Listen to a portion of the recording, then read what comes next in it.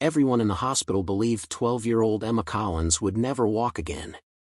She was the only daughter of billionaire Richard Collins, one of America's most successful businessmen. Money had never been a problem. He hired the world's best doctors, flew in famous surgeons from Europe, and paid for the most advanced treatments available. Yet nothing changed. 6 months earlier, Emma had survived a terrible car accident. Her spine wasn't completely damaged, but the trauma left her unable to move her legs. Even worse, she stopped smiling. She barely spoke. Every day she stared out of the hospital window, watching other children run outside while she remained trapped in a wheelchair. Doctors slowly lost hope. One afternoon, Richard overheard two specialists speaking quietly in the hallway. "I'm afraid we've done everything we can.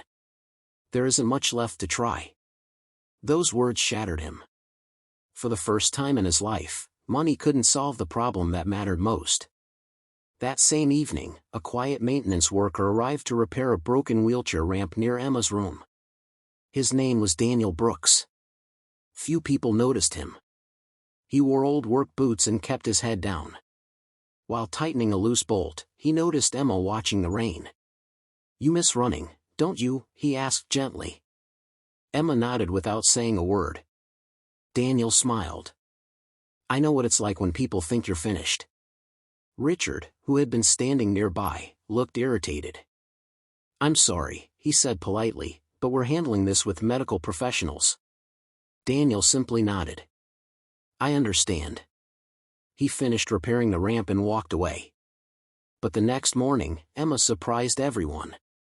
"Can the man who fixed the ramp come back?" she whispered. It was the first full sentence she had spoken in weeks. Curious, Richard asked the hospital manager to find Daniel. When Daniel returned, he sat beside Emma instead of talking about hospitals or medicine. He told her stories. Stories about fear. Stories about never giving up. Stories about people who had survived impossible situations. Emma listened more closely than she had listened to any doctor. Finally Richard asked, "How do you know so much about recovery?" Daniel hesitated.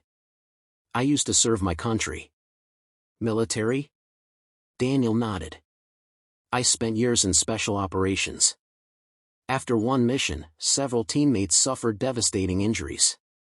I stayed with them through recovery. I learned something important." "What?" "The body often follows where hope is willing to go." Richard wasn't convinced. "My daughter needs doctors."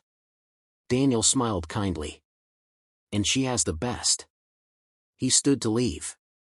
But sometimes healing begins before the first step. Emma looked at him. "Will you come back tomorrow?" Daniel smiled. "If your father allows it." Richard wasn't sure why. But something inside him said yes. The next morning, Daniel returned carrying nothing but a small notebook and a quiet smile.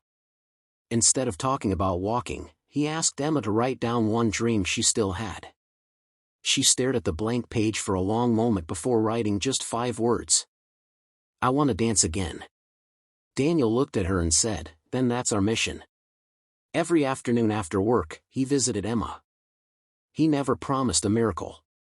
Instead, he celebrated the smallest victories: a smile, a laugh, a stronger grip, a little more confidence. He taught her breathing exercises, mental focus, and the importance of believing in progress one day at a time.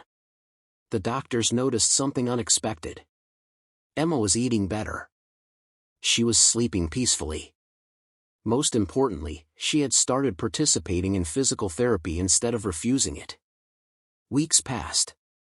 One day, her therapist asked her to try moving her right foot again. For the first time since the accident. Her toes moved. The room fell silent. The therapist blinked in disbelief. Richard couldn't hold back his tears. It wasn't a miracle. It was the first sign that hope and relentless therapy were beginning to work together. From that day forward, Emma trained harder than ever. There were painful days when she wanted to quit, but Daniel reminded her of the promise she had written in the notebook. "I want to dance again." Months later, after countless therapy sessions and endless determination, Emma stood between the parallel bars. Her legs trembled. The room held its breath. One step. Then another. Richard cried openly as his daughter walked into his arms for the first time in nearly a year. Hospital staff applauded. Even the doctors smiled, knowing they had witnessed something extraordinary, not magic, but the incredible power of persistence, expert medical care, and hope. A local reporter shared Emma's inspiring journey, but nobody knew who Daniel really was. When asked why he spent so much time helping a stranger, Daniel simply replied, "Years ago, someone refused to give up on me when I felt broken. This was my chance to pass that kindness forward." Richard later offered Daniel a large reward. Daniel politely refused. "If you truly want to thank me," he said, "create a rehabilitation foundation for families who can't afford treatment." Richard didn't hesitate. Within a year, the Emma Collins Hope Foundation opened its doors, providing therapy, equipment, and emotional support to children across the country, completely free of charge.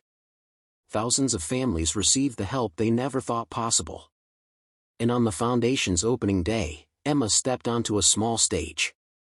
She wasn't dancing perfectly. But she was dancing. The audience stood and applauded through tears. Daniel watched quietly from the back of the room before slipping away without seeking recognition. Because true heroes don't always wear uniforms. Sometimes they simply choose to stand beside someone who has forgotten how to believe. Moral of the story: a single act of kindness cannot replace medicine, but it can restore hope. And when hope returns, people often find the strength to achieve what once seemed impossible.